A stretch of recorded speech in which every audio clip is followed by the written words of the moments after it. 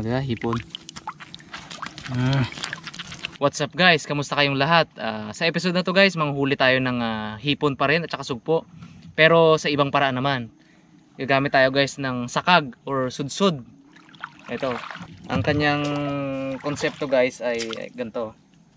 Yung lambat naka-attach or nakadugtong sa dalawang magkaekis na ano, ito, nakawayan.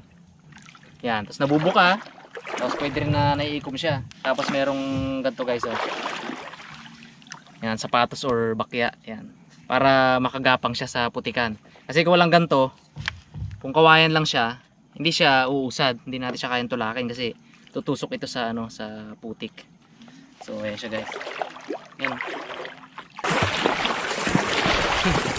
Oh, walang dagat na.